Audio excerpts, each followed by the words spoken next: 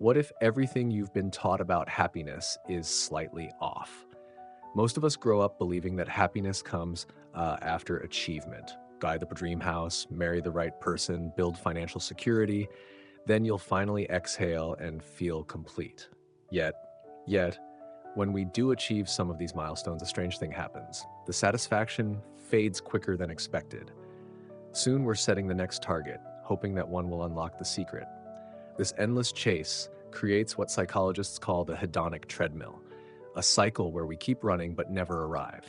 Our expectations adjust, our desires multiply, and happiness always seems one step ahead. But what if, instead of sprinting toward an ever-receding goal, the real key was to slow down and notice the ground beneath us? This is where Stoic philosophy, coupled with modern psychology, offers a radical yet practical answer. The Stoics, ancient philosophers like Epictetus, Seneca, and Marcus Aurelius, were not detached dreamers. They were people living through wars, exile, betrayal, and immense responsibility. They developed tools not just for survival, but for flourishing. Their insights, thousands of years old, remain astonishingly relevant to our lives today. Today, we'll uncover 13 principles that can transform not only how you think about happiness, but how you live it. We'll focus less on what's outside your control and more on cultivating an inner posture that makes joy sustainable. Lesson 1: Gratitude, Acceptance, and Love. The inner triad. Stoic wisdom begins with a profound reminder. Happiness isn't found in possessions or achievements, but in how we relate to what we already have. Gratitude isn't simply saying thank you. It's a conscious practice of shifting attention away from what is absent to what is present. Acceptance isn't about passive resignation. It's about harmonizing with the flow of life, recognizing where your influence ends. And love, it begins with yourself. The Stoics emphasize that without a healthy relationship with your own mind and body, your love for others becomes distorted, either clinging, demanding, or conditional. In my own life, I've seen how gratitude can dismantle anxiety. When I fixate on problems, I shrink into scarcity thinking. But when I write down 3 things I'm grateful for, even if they're small, like clean water or a kind word from a colleague, I notice my breathing slows, my shoulders drop, and a quiet contentment replaces the restlessness. Modern psychology backs this up. Studies consistently show that gratitude practices increase resilience, improve sleep, and deepen relationships. Acceptance adds another layer, allowing us to release battles we cannot win. Epictetus put it bluntly, some things are up to us, and some things are not. The wisdom is knowing which is which. Finally, love as self-compassion forms the bridge. Too many people seek external validation to compensate for self-loathing. But if you start with inner kindness, you relate to others without needing them to complete you. That is the foundation of joyful living. Lesson 2: The power of laughter. Stoic joy in disguise. When people picture Stoicism, they imagine grim philosophers staring into the abyss of suffering. But this is a caricature. The truth is more nuanced. Seneca, one of Stoicism's great voices, explicitly praised a cheerful spirit. To him, philosophy wasn't about becoming a stone. It was about freeing oneself from needless anguish so joy could emerge naturally.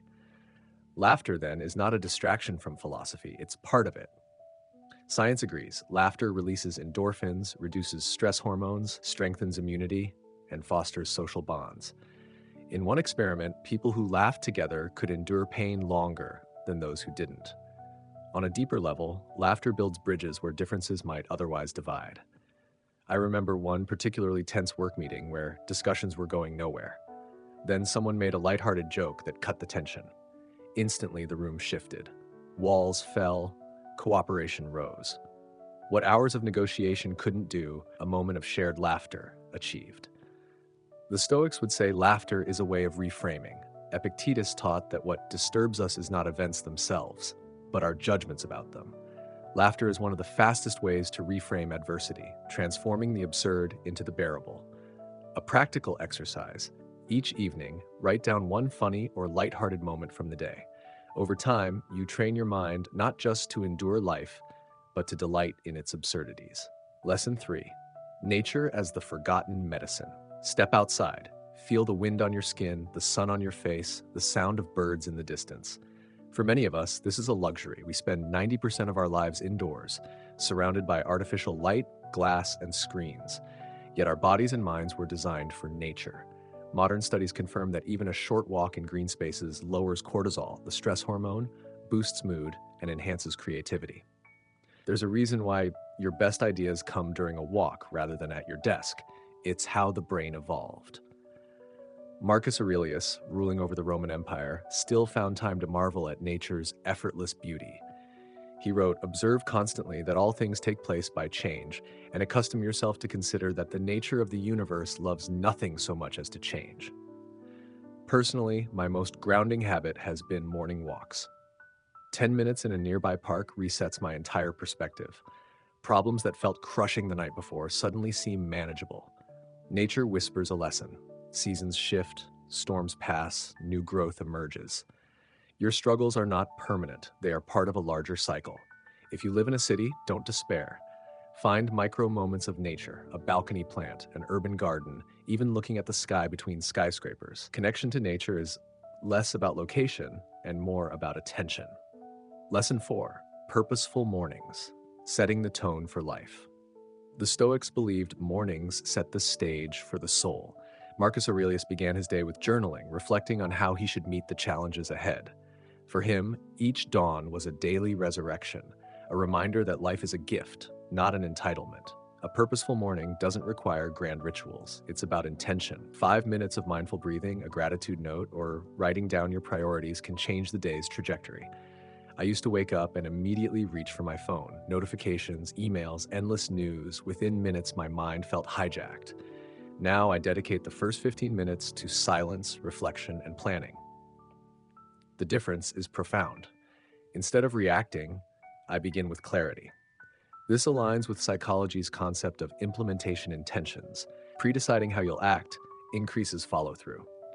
A Stoic morning ritual is both philosophical and practical. It cultivates discipline while freeing you from chaos. Think of your morning as laying the foundation of a building. If the foundation is weak, the structure crumbles under pressure. But if it's solid, storms won't shake it. Lesson 5. Evening reflection, the compass of meaning. If mornings are about preparation, evenings are about integration. Seneca advised reviewing the day before sleep. Where did I act with virtue? Where did I fall short? What lessons can I carry into tomorrow? This isn't self-criticism, it's self-clarity. Reflection prevents life from slipping into autopilot. I've kept a nightly journaling habit for years. At first, it felt awkward, like forced homework, but over time, it became one of the most rewarding practices. Writing about the day's successes and failures allows me to release them rather than carrying them into restless sleep. Seneca's metaphor fits here. If a man does not know to what port he is sailing, no wind is favorable. Reflection sets the course. Without it, we drift, tossed by external winds. With it, we become navigators of our lives. Practical tip. Each evening, write down 3 questions. What went well today? What could I improve tomorrow? What am I grateful for right now? Over time, you'll notice patterns, not just of failure, but of growth. Lesson 6. Obstacles as pathways, turning struggles into strength. Perhaps the most famous Stoic principle is this: the obstacle is the way. Marcus Aurelius put it succinctly: the impediment to action advances action. What stands in the way becomes the way. Modern life often teaches us to avoid obstacles, to seek comfort, to remove friction. But Stoicism flips the script. Every challenge, properly understood, is material for growth. Hardships are not interruptions of life, they are life. When I think of my hardest moments, job losses, betrayals, personal failures, at the time they felt unbearable. But looking back, those were the crucibles where resilience was forged. Without them, I wouldn't have developed courage or perspective. Psychologists call this post-traumatic growth, the ability to emerge from adversity with new strength, clarity, and purpose. It doesn't make suffering desirable, but it makes it meaningful. A Stoic exercise: next time you face an obstacle, ask not "why me?" but "how can this serve me?" This reframe doesn't deny the pain, but it transforms the context. In this way, obstacles stop being brick walls and start becoming stepping stones. Lesson 7. The radical power of kindness. In a world obsessed with competition and self-promotion, kindness is often underestimated. Yet for the Stoics, kindness wasn't weakness, it was strength. Marcus Aurelius, despite being emperor, repeatedly reminded himself to treat others with patience and goodwill, even when they were ignorant, selfish, or cruel. Why? because another's behavior does not dictate your own virtue. If someone insults you, you can choose anger or you can choose dignity. The latter keeps your peace intact. Think about the last time someone was unexpectedly kind to you. Perhaps a stranger held the door, or a colleague praised your effort. Small gestures have disproportionate impact. Kindness generates trust, diffuses hostility, and creates ripples that extend far beyond the moment. Modern neuroscience shows kindness releases oxytocin, the bonding hormone, which lowers blood pressure and reduces stress. In fact, practicing compassion activates the brain's reward system, giving you a deeper, more sustainable happiness than chasing status or wealth. Personally, I've noticed that kindness acts as a mirror. When I treat others with respect, even when they don't deserve it, I feel lighter. Resentment corrodes the soul. Kindness cleanses it. A Stoic challenge. Go 1 week deliberately practicing micro-kindness. Smile at strangers. Listen fully to someone without interrupting. Offer help without expecting return. Then notice how it shifts not only others' days, but your own. Lesson 8. The wisdom of saying yes. Modern life makes us say yes to too much. Endless obligations, social invitations, work commitments. But paradoxically, many of us say no to the things that would truly nourish us: rest, meaningful connection, creativity. The Stoic lesson isn't blind submission. It's about discerning where your yes should go. Marcus Aurelius urged himself to align his will with the larger flow of nature, saying yes to life's unfolding, even when it wasn't what he preferred. This doesn't mean passive acceptance of injustice. It means embracing reality as it is before you act to improve it. Resistance without acceptance leads to bitterness. Acceptance before action leads to clarity. I recall a period where I kept resisting a career shift I didn't want to make. My energy drained into denial. Only when I finally said yes to the change, accepting that the old path was over, did I find the creativity to forge something better. Psychologists speak of radical acceptance, fully acknowledging reality without judgment. It's the first step toward transformation. So ask yourself, where in life are you exhausting yourself by saying no to what already is? Can you shift to a deeper yes? Lesson 9. The modern trap. Digital noise and the need for silence. The Stoics valued silence. They saw endless chatter as a distraction from wisdom. Seneca warned against wasting life on trivial conversations and meaningless busyness. Fast forward to today. Instead of idle chatter, we face a relentless flood of digital noise: notifications, news alerts, social feeds, endless pings that fragment our attention. Research shows the average person checks their phone over 90 times a day. Each interruption may seem minor, but collectively they erode focus, creativity, and peace of mind. I tested this myself by taking a 24-hour digital detox. At first, it was uncomfortable. My hand kept reaching for my phone like a phantom limb. But then something remarkable happened. My mind began to quiet. I noticed details in my environment I usually missed, and my thoughts deepened instead of skimming surfaces. The Stoics would remind us that attention is life's most precious resource. What you focus on determines the quality of your days. Practical suggestion: designate sacred hours each day, times when you disconnect from screens. Use them for reflection, reading, or conversation. Notice how your mind feels after reclaiming this silence. Lesson 10. Rest isn't laziness, the art of recovery. Our culture glorifies busyness. We wear exhaustion like a badge of honor. Yet both Stoicism and modern science insist rest is not a luxury. It's essential for excellence. Seneca argued that leisure, rightly used, is not idleness but cultivation of the soul. Marcus Aurelius himself, managing wars and politics, reminded himself to retreat inward for renewal. Science agrees. Sleep strengthens memory, emotional regulation, and immune health. Short breaks restore focus. Without rest, productivity declines, relationships suffer, and creativity dries up. Personally, I used to see rest as wasted time. But when I began scheduling deliberate pauses, an afternoon walk, a weekend with no agenda, I noticed my output increased. More importantly, my spirit felt lighter. Rest is not about escaping life, it's about sustaining it. The Stoics knew that you cannot serve others, pursue virtue, or endure hardship if you're chronically depleted. So next time you feel guilty about resting, remind yourself, recharging isn't selfish. It's preparation for living fully. Lesson 11. The gift of relationships. The Stoics taught that we are part of a larger whole. Marcus Aurelius wrote, What brings no benefit to the hive brings none to the bee. Human beings thrive in connection, not isolation. True happiness, countless studies confirm, is tied less to wealth or status than to the quality of our relationships. A Harvard study spanning 80 years concluded that good relationships protect both our health and our happiness more than anything else. But here's the paradox. Many of us treat relationships casually, assuming they'll take care of themselves. Yet relationships, like gardens, require tending, attention, patience, forgiveness. I once neglected friendships during a busy season, telling myself I'd reconnect later. Later nearly became never. When I finally reached out, I realized how much I'd deprived myself of joy. Relationships don't drain us, they sustain us. The Stoics believed friendship should be rooted in virtue, not convenience. A true friend challenges you, supports your growth, and shares your pursuit of the good life. Practical reminder: schedule time for meaningful connection. A call, a meal, a handwritten note. Relationships are not extra, they are essential.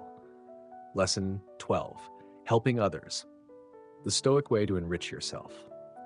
Why do acts of service bring such profound joy? The Stoics would say, because we are not separate.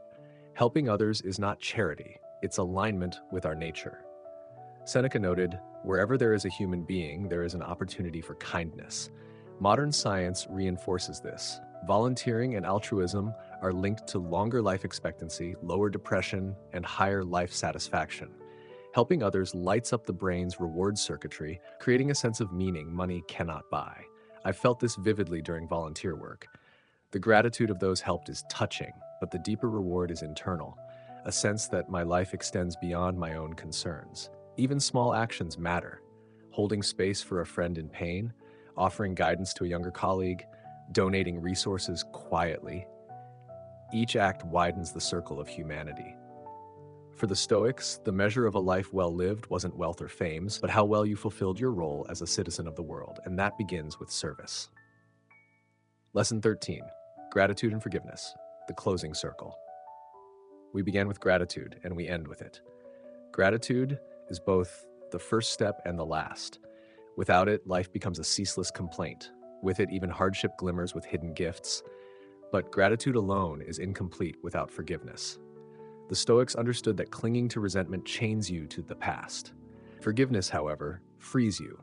It doesn't excuse wrongs, but it liberates you from being defined by them. Marcus Aurelius wrote often about tolerating others' flaws. He reminded himself daily that people act from ignorance, not malice, and that his task was not to retaliate, but to remain just. Forgiveness is difficult. I've carried grudges that consumed me far more than the original offense. Only when I began to release them, not condoning but letting go, did I reclaim peace. In practice, when resentment rises, ask yourself, does holding this serve me or poison me? Most often it's the latter. Gratitude for what remains, combined with forgiveness for what's past, creates a soul unburdened and ready to live. We've journeyed through 13 principles that redefine happiness, not as fleeting pleasure, but as enduring contentment rooted in wisdom. Gratitude, acceptance, and love, the power of laughter, nature as medicine, purposeful mornings, evening reflection, obstacles as pathways, kindness, saying yes, silence over digital noise, rest as renewal, the gift of relationships, helping others, gratitude and forgiveness. Together, they form not a rigid formula, but a flexible map. Happiness, the Stoics remind us, is less about controlling circumstances and more about mastering responses. It's not about eliminating struggle, but about transforming it into growth. The world around us will always be turbulent: politics, economics, personal trials. But inside each of us lies a space that can remain calm, resilient, and joyful. The Stoics called this living according to nature, aligned with reason, virtue, and acceptance. In the end, happiness is not a destination, but a way of walking. It is in laughter shared, mornings prepared, evenings reflected upon, obstacles embraced, and relationships nurtured. The choice then is daily. Will you chase happiness in things beyond your control, or will you cultivate it where it has always lived, within your own mind and heart?